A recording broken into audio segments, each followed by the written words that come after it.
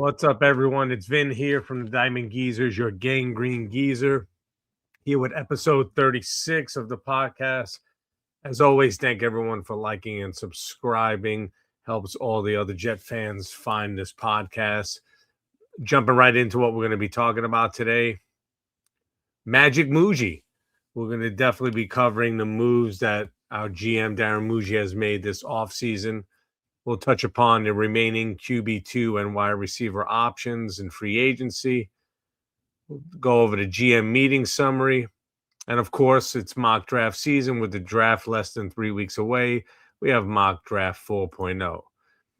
So jumping right in to Magic Mougey, let's just talk about some of the moves he's made. I know he gets a lot of, there's been a lot of talk about, has he taken over power from Aaron Glenn? Is the dynamic changed? And from everything you're seeing, all the reporting from the content creators and the reporters who cover the Jets, nothing has changed.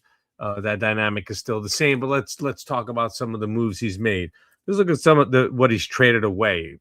He's traded away Sauce Gardner, Quinnen Williams, Michael Carter II, Jermaine Johnson, Justin Fields, Derek Nandi. Yes, I did say Justin Fields for all those who thought he'd be cut.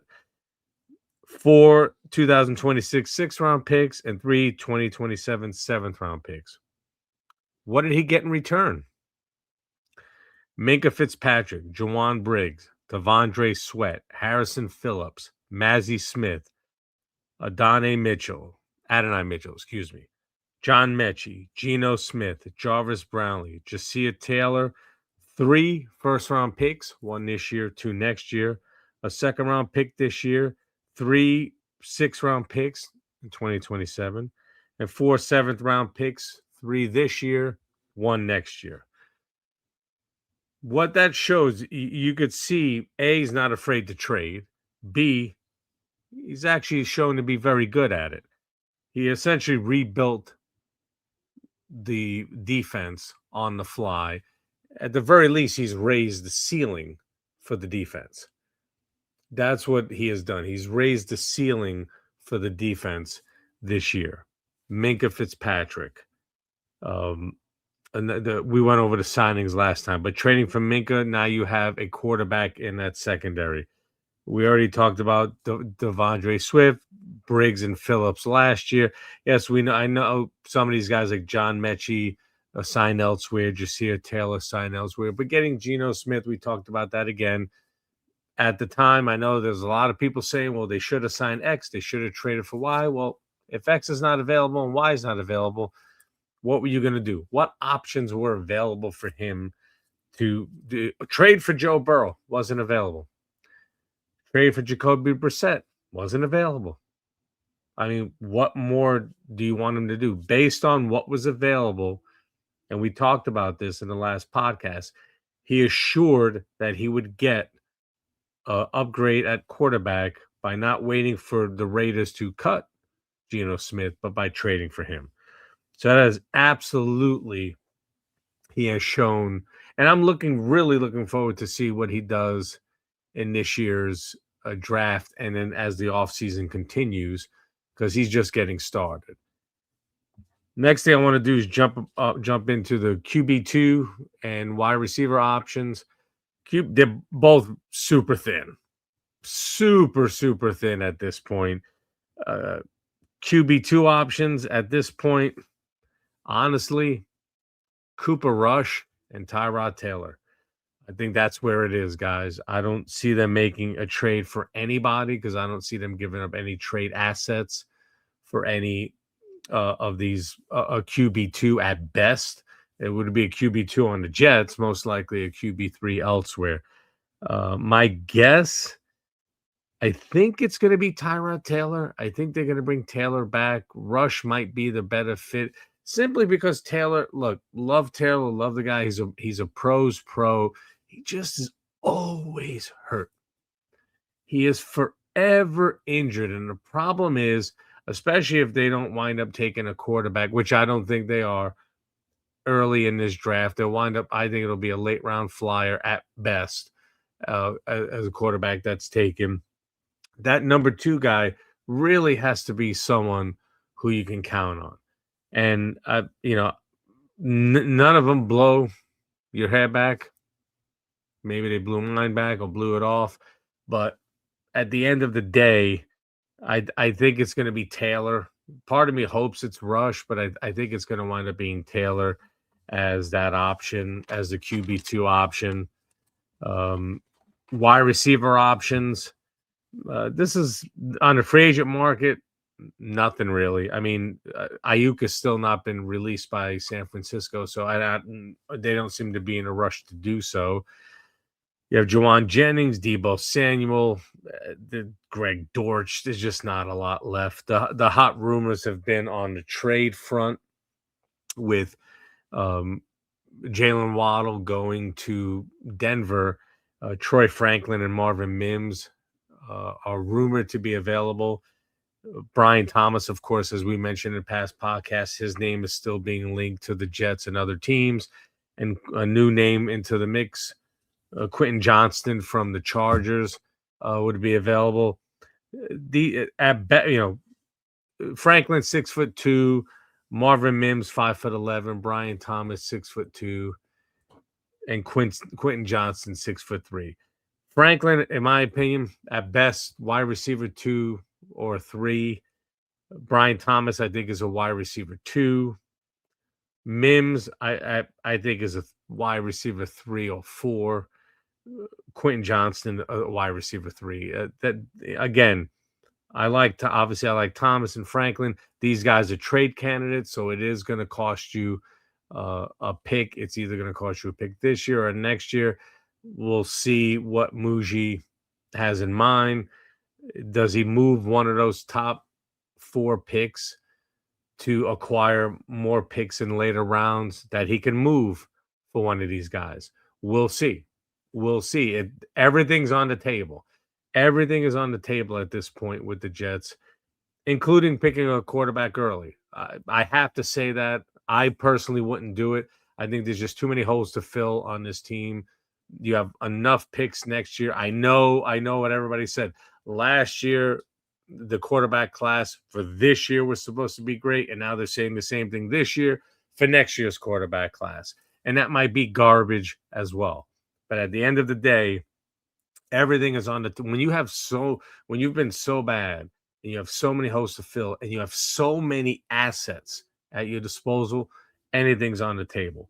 So I think we could see one of these guys being traded for on draft day, provided either the Jets trade some of their picks to move back and gain additional picks in later rounds, or maybe they'll move one of those the 2 second-round picks, maybe for Brian Thomas. I think Brian Thomas is the only one I'd move, maybe pick 44 for. That's a maybe. I honestly think that's why nothing has happened at this point. I think the Jets are going to try to gain additional. They don't have a third-round pick. I think they'll try to gain a third-round pick, maybe additional third-round picks and fourth-round picks by moving back, and then use some of those assets for one of these receivers if they're actually available. Thomas is, people are speculating on Franklin and Mims because of them getting Waddle, and it's kind of a crowded wide receiver room now. Thomas has been on the block. Johnston's a new name to the mix. So again, we have the wide receiver 1 in Wilson. I absolutely think they're going to take a wide receiver early in this draft. In my mock draft, which we'll get to, do I double down on the position? We'll see if I did that. But I think that if the Jets don't make a trade, they might have to double down in the draft, in this year's draft, because you and we'll get into it next when we start talking about the GM meeting notes. Actually, you know what? Might as well just jump right into it now. One of the things said was the wide receiver. That was said at the meetings. The wide receiver room is good. Look, folks, that's simply posturing. That's all that is. What are you going to do? Yep, other than Wilson and Mitchell, the room is garbage. What what do you expect them to say? What do you, the part of it is it's posturing. It's to not weaken their bargaining position at the trade table in trade discussions. That's just the way it is. They have to say that. Yeah, you can't come out and say the room is crap or the room we know we need help. And no, you just say what you got to say, and you keep your cards close to the vest, which Mougey has absolutely done since he's been named a general manager.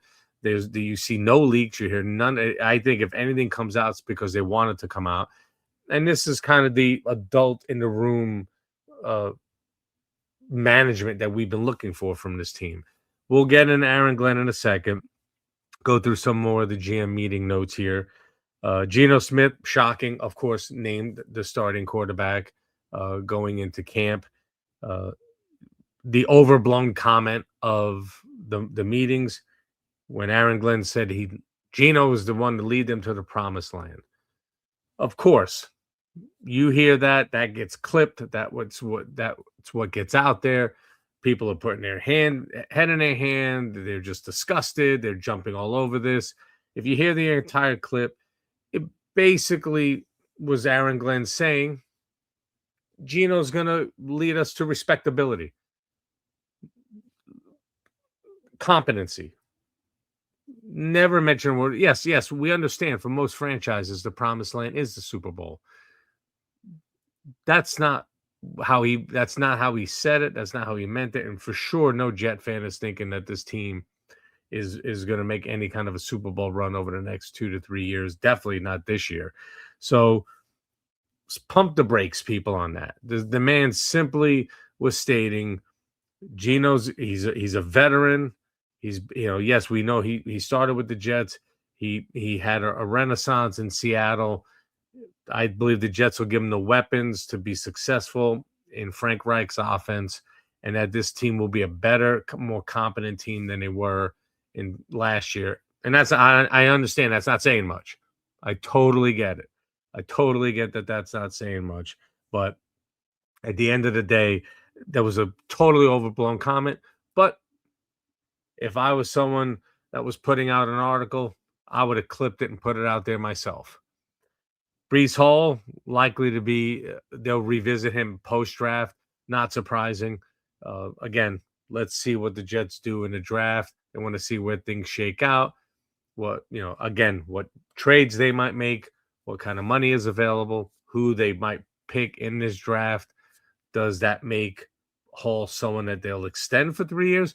Or does Hall become someone that's a trade asset? We don't know, guys. The rumor was that the reason why the Jets didn't put the transition tag on him and they put the franchise tag on him was because with the transition tag, there is no draft pick compensation if a team signs him away from you. But with the for regular franchise tag, there is. It was 2 first-round picks, which was the Jets originally were planning to go in and give him the transition tag. But the word was, if they did that, other teams out there would have made a play for him at that salary, which was about $14 million a year. So he has value, which is why they put that franchise tag on him. Do they draft a running back to make Brees expendable and then someone that becomes a trade asset on draft day? Possible. That's very, very possible that the Jets will do that. The Jets, like I said, they anticipate being open to trading. That was something that was said. Will McDonald likely to have his 5th-year option extended, or picked up after the draft. So nothing really earth-shattering that was mentioned. But the one thing I did like was the anticipation of being open to trading.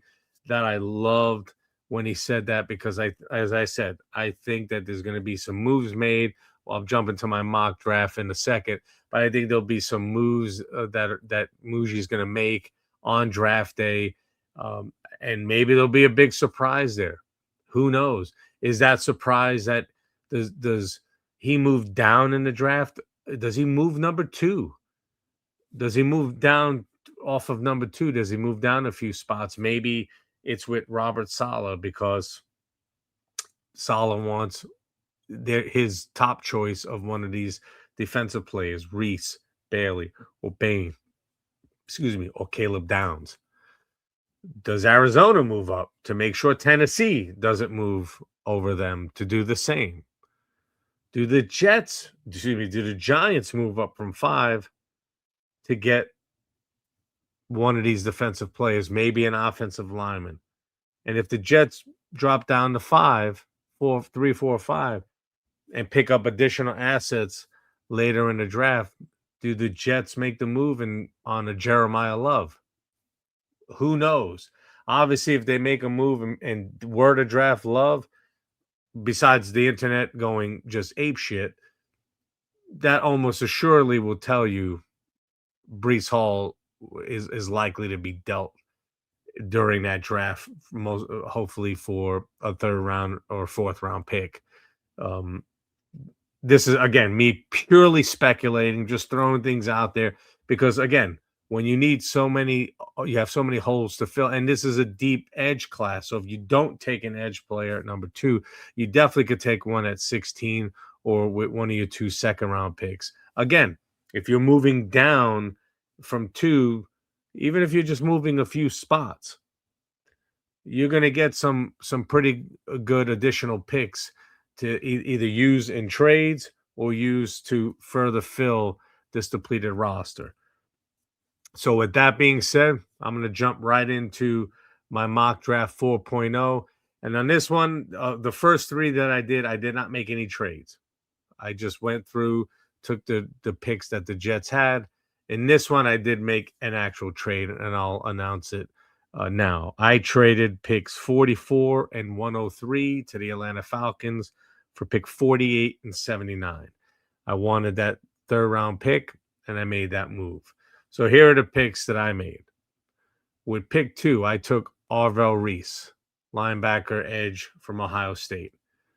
Look, I went back and forth on him and Bailey. Why I keep landing on Reese if they stay at number 2 is simply because when you take the percentage, the pass rush attempts he has, the percentage of times he wins his pass rush attempts was off the charts. He just didn't have that many because they had him playing. He wasn't purely an edge player, and that they would send to go after the quarterback. But when they did do that, his percentage of winning those reps was high. At 16, I take Makai Lemon, wide receiver USC. There's our wide receiver 2 or 3. If they don't make a trade for one of these other wide receivers that I mentioned earlier, he's your wide receiver 2. Mitchell's your 3. Do I pick another wide receiver? We'll find out in a second. Pick number 33, defensive tackle Christian Miller from Georgia. Look, I know they traded for these guys, and some of these guys are 1-year, 2-year stopgaps. They still need more depth on the defensive line, and Christian Miller definitely gives them that. At pick 48, I further bolster the secondary here. I begin to bolster the secondary. AJ Halsey, safety from LSU. Especially with some of the stuff I've been hearing about Minkah Fitzpatrick potentially playing more as a nickel, not so much in the safety position, but playing in the nickel position. You definitely, Malachi Moore, we like a lot of what we saw in year 1, but we don't know what he is. Halsey is a ball hawk. This team needs those type of players. They added a few of them in free agency. So they need to add more of those. With pick 79, which is one of the picks I traded, 48, was the pick that I made, the trade back with the Falcons, and now the second pick from that trade, pick 79, I double down. I take Elijah Surratt, wide receiver from Indiana. This is me saying, if they don't make a trade, now you have your wide receivers 2 and 3. And now your room going into next season is Garrett Wilson, Makai Lemon, Elijah Surratt, Adonai Mitchell as your 1 through 4. Not bad. This team does not. Mitchell is a burner, but this team needs guys that could play. I was thinking early on. I'm sorry, I forgot to mention this when I went to Makai Lemon. I was going back and forth there between him and Omar Cooper Jr. from Indiana. I thought 16 might be a little high for him, but he's definitely an ideal fit for the offense that Frank Reich wants to run with this jet. Short slants over the middle, sure hands, good yak. Again, Mitchell is a burner if you need to take the top off. But if you have a bunch of guys, Wilson, we already know, very shifty, definitely gets a lot of separation. That's what you need to succeed in the NFL today. Not just guys who can just take the top off, but you need guys who can separate on those short and intermediate routes that give the quarterback a nice window to throw to and can get you some nice yards after catch. Pick 140. I shore up the offensive line, taking guard Jaden Roberts from Alabama. Yes, we know that was a strength coming into this offseason. We know the tackles we have. They signed Parham from the Raiders. They really need a center as well. I debated going at a center for this pick because it's definitely is a need for them. Myers, I don't believe is the long-term solution, but I went with Roberts. Also, because Parham, while he obviously played well at guard, as I mentioned in the last podcast, he also had some experience playing center. So you never know. We didn't know what Myers was going to be last year.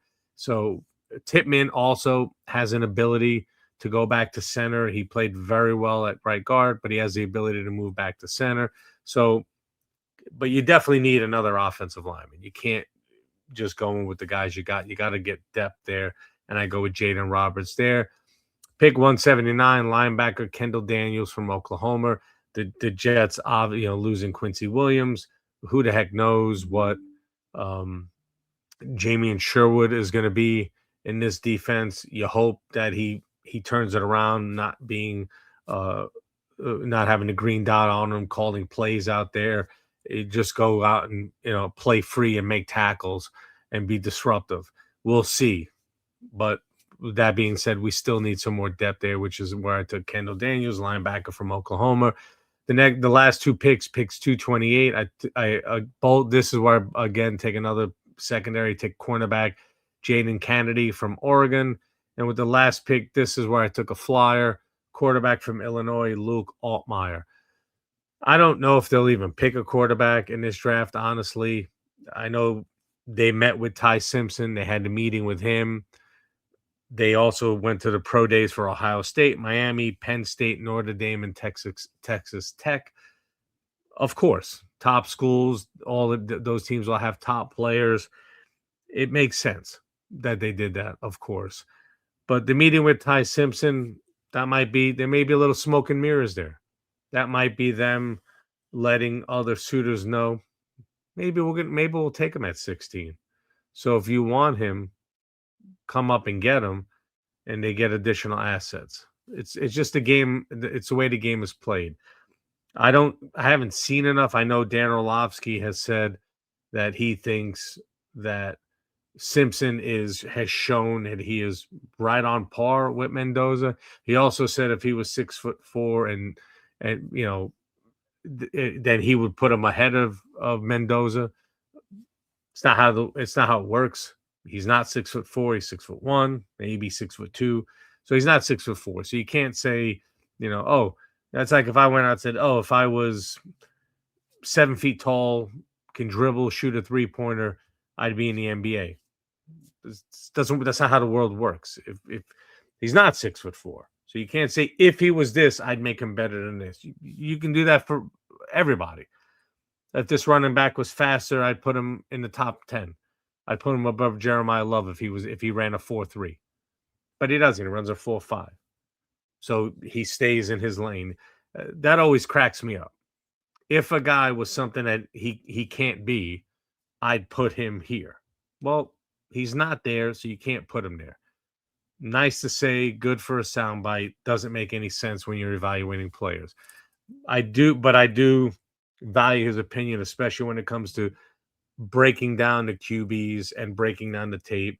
And he did say, look, for the most part, people, even when you look at what Mendoza did, Mendoza was his ceiling. A lot of people said his ceiling was Jared Goff or young Kirk Cousins, who interestingly enough, Cousins was signed by the Raiders.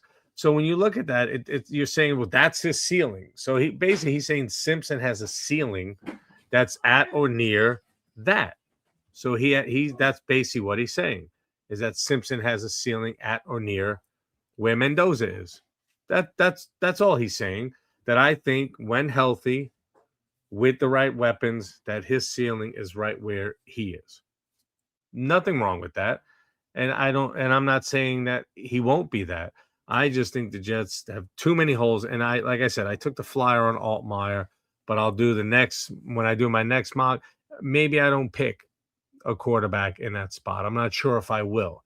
I did it because it's what I've been doing.